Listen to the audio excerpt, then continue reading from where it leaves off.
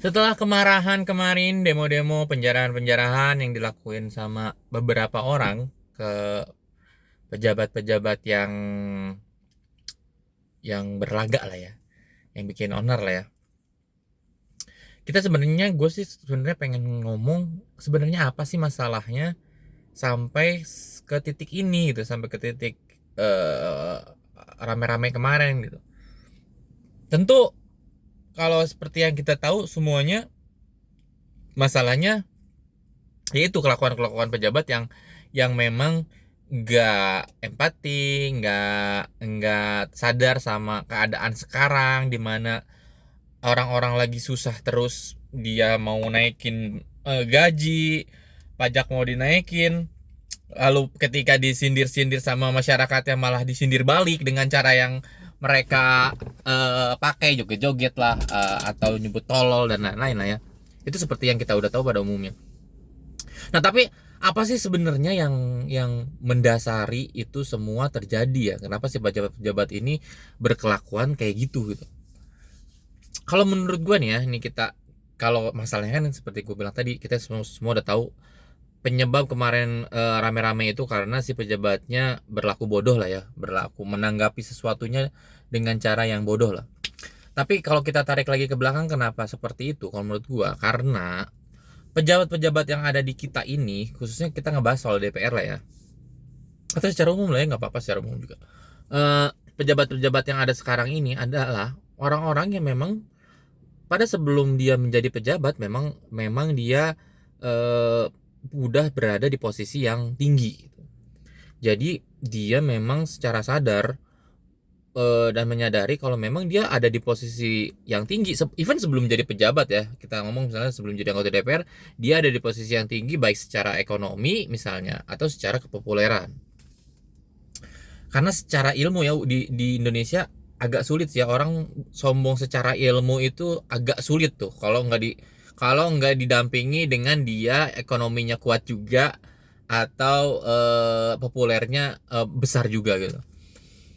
Karena memang kalau kita telisik misalnya, gue nggak tahu backgroundnya orang DPR seperti apa, tapi gue yakin mungkin 80-90% itu base nya orang-orang yang memang sudah punya pengaruh di sebelumnya, entah dia pengusaha, entah dia artis, entah dia influencer, entah dia pejabat lagi, sebelumnya pejabat tinggi lagi terus jadi anggota DPR. Kalau menurut gue backgroundnya memang dari situ.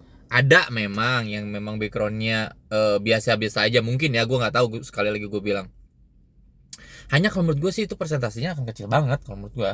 Nah, kenapa tapi tapi kenapa jadi penyebabnya kalau misalnya orang memang dari background yang sudah tinggi terus jadi pejabat, jadinya kayak gini.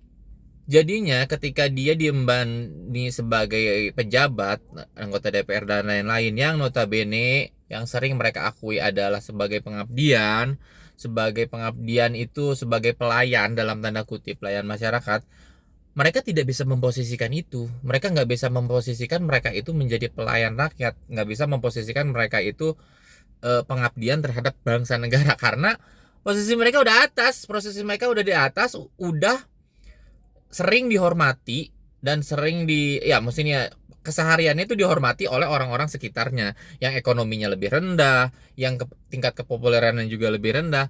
Jadi ketika ada di situ tuh ya, ada di tingkat kepopuleran yang tinggi, ada di tingkat ekonomi yang tinggi, biasanya kan orang memang yang mengelilingi itu orang-orang yang di bawah mereka kan, yang entah yang kerja sama mereka atau yang di bawah mereka lah.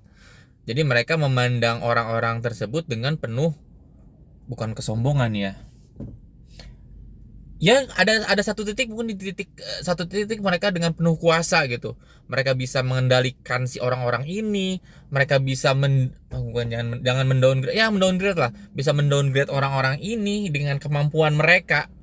Apakah itu salah? Ya salah tentu, tapi apakah banyak dilakukan? Ya banyak dilakukan sama orang-orang, terutama orang-orang yang memang ngerasa kalau dia secara ekonomi sudah tinggi dari orang-orang sekitarnya, secara populer sudah lebih populer dari orang-orang sekitarnya.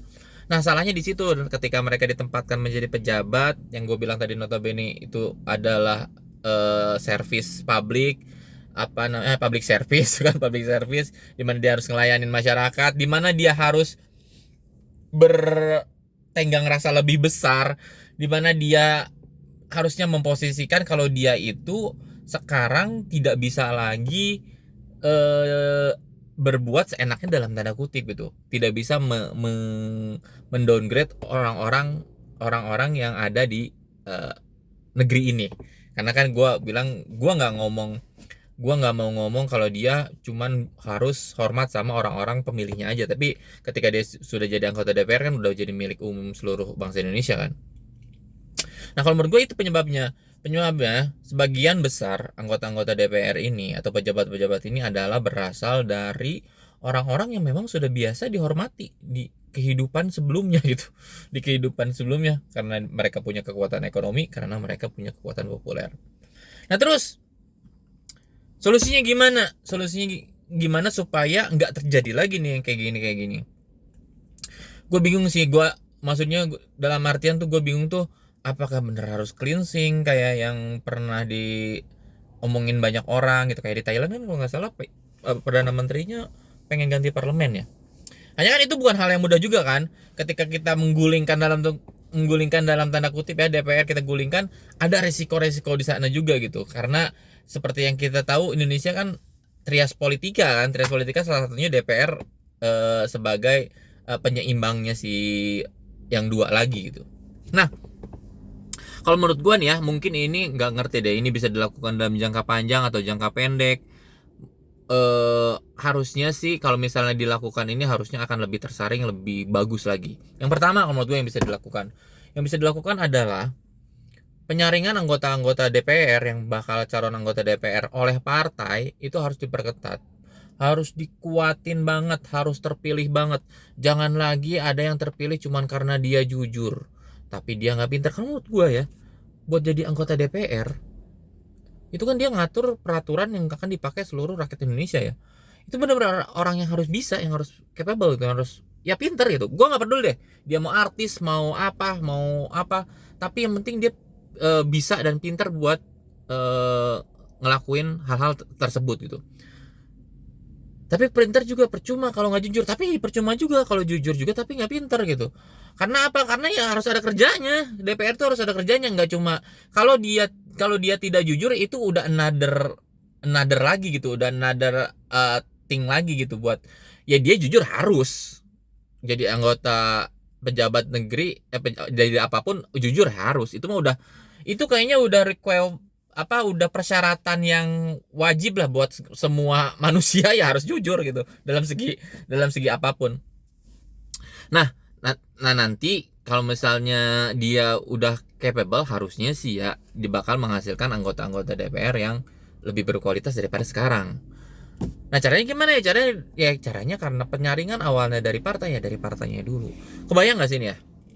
Kenapa gue bilang harus tight banget, harus ketat banget penyaringannya, supaya dapat orang yang pintar sekaligus jujur, sekaligus dia pintar public speakingnya, sekaligus dia mampu bikin problem solving. Itu kelihatannya sempurna kan, tapi memang harus seperti itu gitu, karena yang lu bakal kerjain nanti itu adalah pekerjaan yang bakal menentukan nasib orang Indonesia secara keseluruhan gitu. Lu bayangin nih sekarang, kayak gue pernah mengelamar di satu perusahaan BUMN. Kenapa gue menekankan BUMN ya? Karena kan sekarang saat ini perusahaan-perusahaan BUMN yang terkesan masuknya tuh lebih sulit karena memang pendapatannya juga lebih bagus, makanya gue disebutkan tuh labelnya ya. Nah gue pernah ikutin saringan penerimaan BUMN di salah satu BUMN lah tahun 2013 gue lupa deh, sekitar segituan.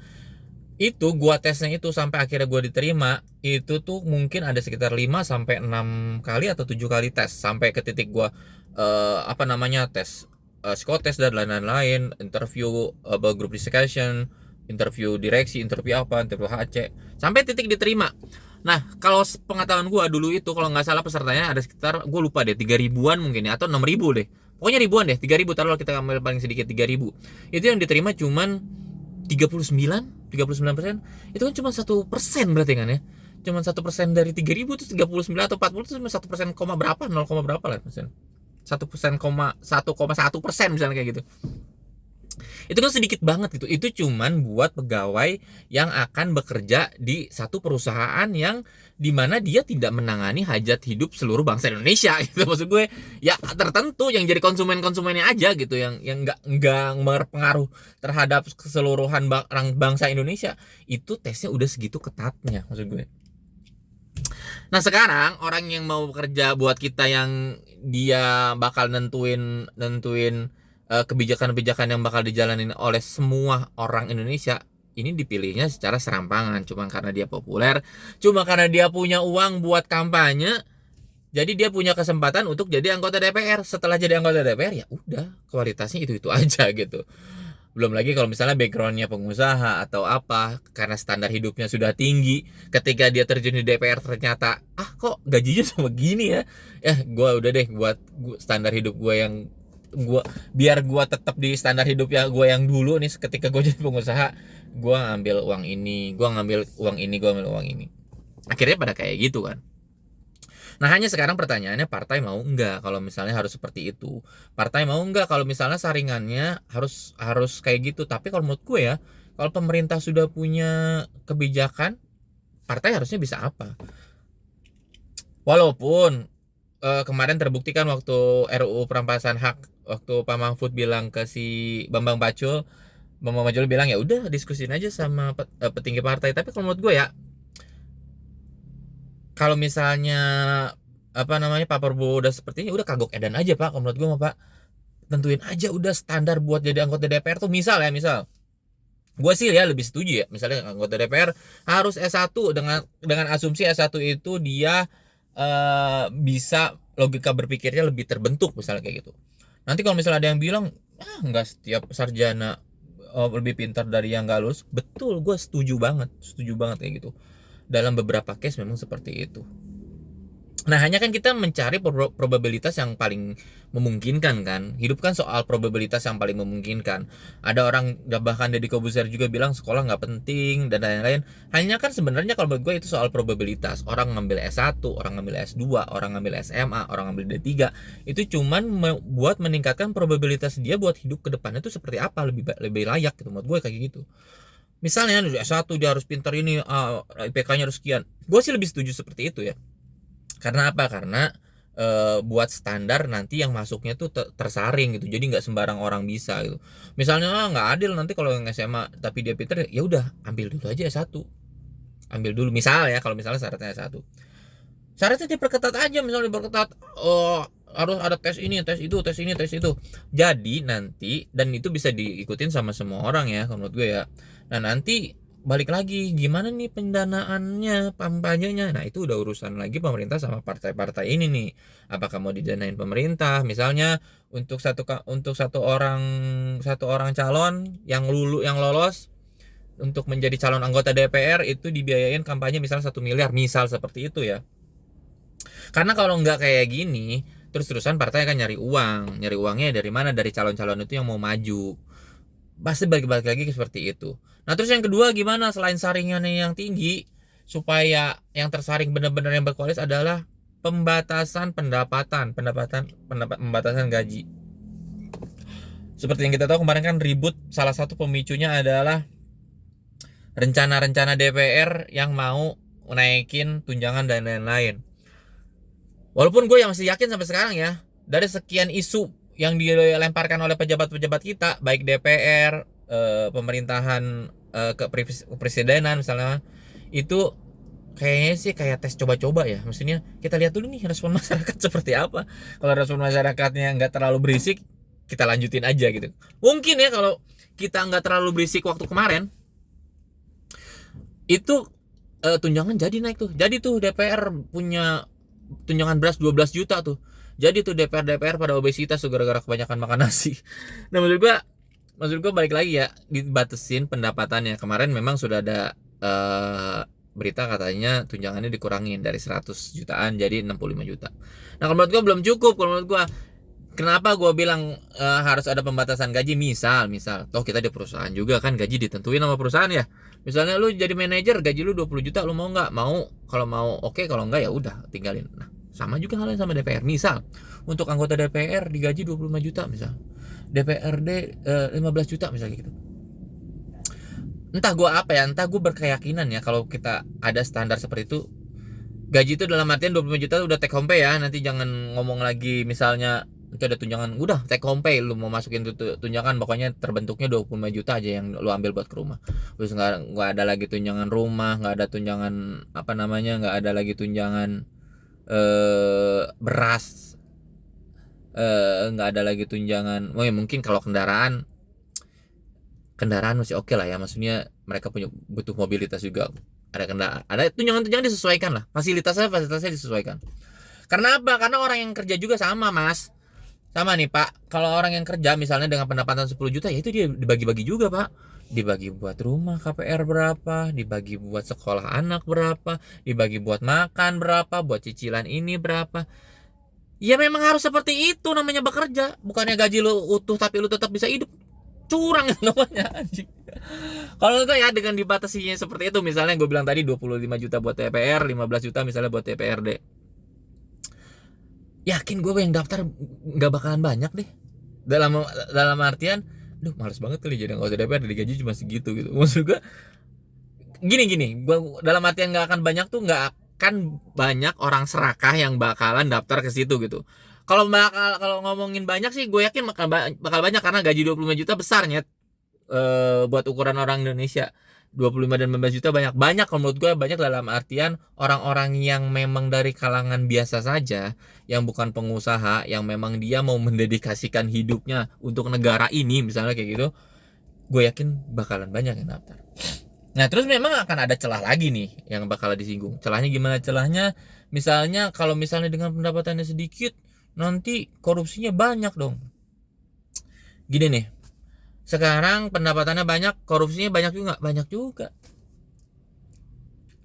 Jadi mendingan kita ngeluarin uang sedikit, korupsinya misalnya tetap misalnya gitu, ini idealnya ya, daripada kita ngeluarin uang banyak tapi korupsinya juga tetap juga ada gitu. Kalau menurut gue ya, dengan saringan yang seperti itu yang diperketat dari baik sisi IQ maupun EQ, terus gajinya diperkecil, gue yakin orang yang bakalan masuk DPR nantinya bakalan memang orang yang ya udah, lu kan disumpahnya juga ya, lu di inform pertama juga memang buat mengabdi ke masyarakat dengan digaji misalnya kayak gitu, mungkin akan tersaring.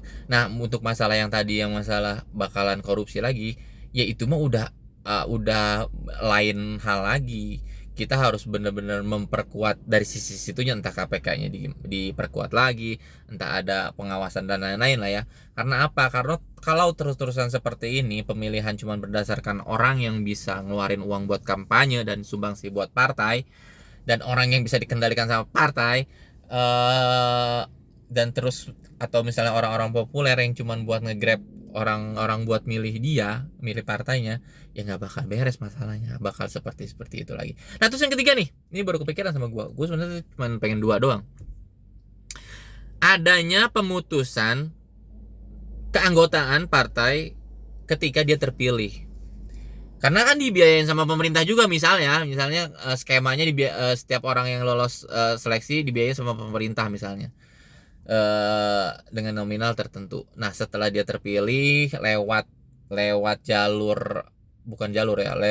pihak ketiga yaitu partai itu, ketika dia sudah masuk udah putus hubungannya sama partai, udah nggak ada lagi kewajiban dia untuk dalam tanda kutip berbakti kepada partai. Karena sekarang kan udah makin terang-terangan ya, dari dulu mungkin, dari mulai yang gue bilang tadi, si Pak Bambang Pacul bilang ketika Pak Mahfud perampasan hak harus cepat diselesaikan nih. Ini kan dari zaman tahun 2023 loh nggak salah. Tapi kan kata dia, yaudah bilang lapor dulu lah ke atasan gue tuh, ke ketua umum gue. Udah banget memperlihatkan gitu kepatuhan mereka terhadap ketua partainya.